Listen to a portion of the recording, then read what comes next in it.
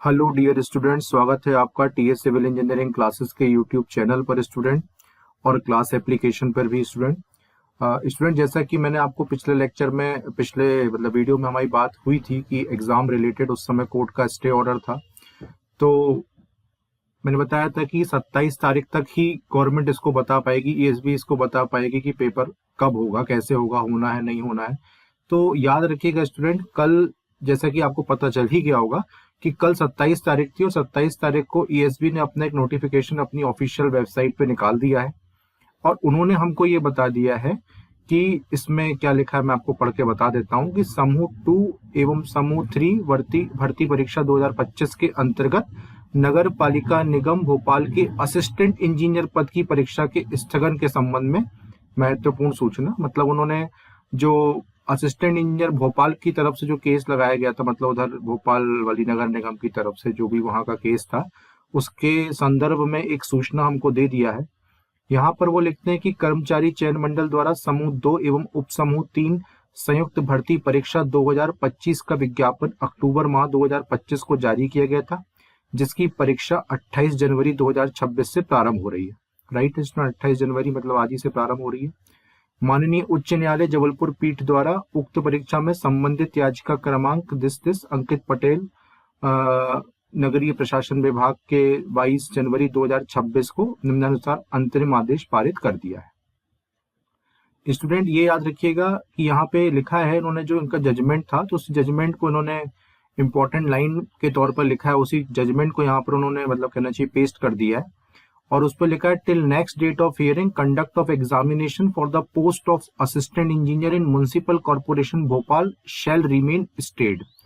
मतलब स्टूडेंट जो भोपाल की पोस्टें थी अभी उन पे स्टे कायम रहेगा, लेकिन आगे ये लिखते हैं कि माननीय उच्च न्यायालय जबलपुर पीठ के उक्त आदेश के परिपालन में समूह 2 एवं समूह 3 भर्ती परीक्षा में के केवल नगर पालिका निगम भोपाल के असिस्टेंट इंजीनियर पर अर्थात पोस्ट कोड क्रमांक 6, 7 एवं 8 हेतु आयोजित की जाने वाली परीक्षा को तत्काल प्रभाव से स्टे करा जाता है। मतलब जो भोपाल नगर निगम की post code 6 number, 7 number, 8 number की भर्ती थी उस पर ही केवल अभी स्टे है। आगे ये लिखते हैं नगर पालिका निगम भोपाल के असिस्टेंट इंजीनियरिंग पद 6, 7, 8 को छोड़कर शेष पदों हेतु जो भर्ती परीक्षा है वो यथावत आयोजित की जाएगी।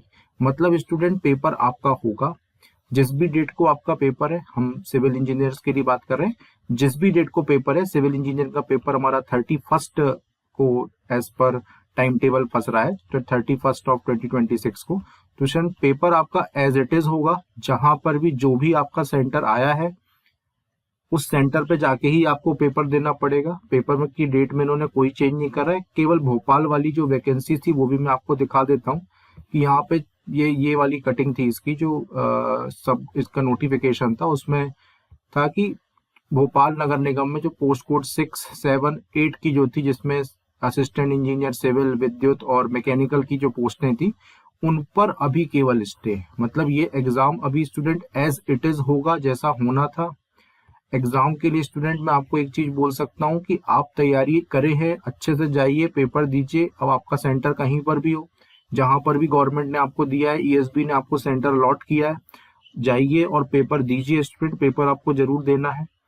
और आपको मैं यही बोल सकता हूँ कि dear student all the best exam के लिए। थोड़ा तकलीफ तो होती है क्योंकि बहुत सारे स्टूडेंट बोले थे कि दूर दूर सेंटर, अब उसके लिए अब ज्यादा पर कुछ कर नहीं सकते, रिक्वेस्ट कर सकते थे तो पिछले वीडियो में कर दी थी, पर इतनी जल्दी तो स्वाभाविक सी बात है कि किसी के भी हाथ में नहीं है सेंटर चेंज करना। लेकिन हाँ, जहां पर भी सेंटर है अब आपके, जिसका जो सेंटर आया है आप जाके तो पेपर दीजिएगा, पेपर जरूर दीजिएगा स्टूडेंट, क्योंकि वैकेंसी ठीक ठाक थी।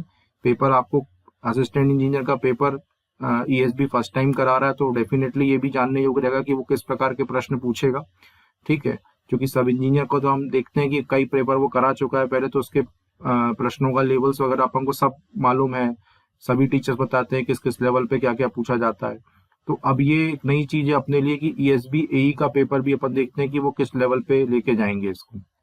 स्टूडेंट मैं आपको बस ये बोलना चाहता हूँ कि जो भी आपका पेपर है, जिस भी दिन पेपर है, अब इलेक्ट्रिकल का भी स्टूडेंट हो सकता है, मैकेनिकल का भी हो सकता है, सिविल का भी हो सकता है, और जहां तक मुझे पता है कि इलेक्ट्रिकल का 29 को टाइम टेबल शेड्यूल था।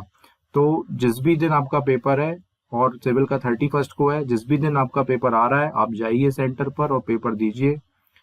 ठीक है, आपको मैं अपनी तरफ से एक चीज बोलता हूँ student, all the best paper के लिए।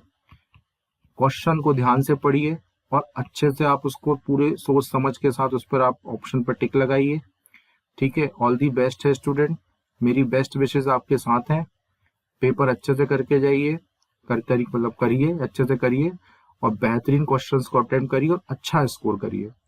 और अगर कुछ नया अपडेट आएगा स्टूडेंट तो डेफिनेटली मैं अपने यूट्यूब चैनल पर इसको अपडेट कर दूंगा। ठीक है स्टूडेंट, ऑल दी बेस्ट, मिलते हैं स्टूडेंट नेक्स्ट वीडियो में। Thank you so much student.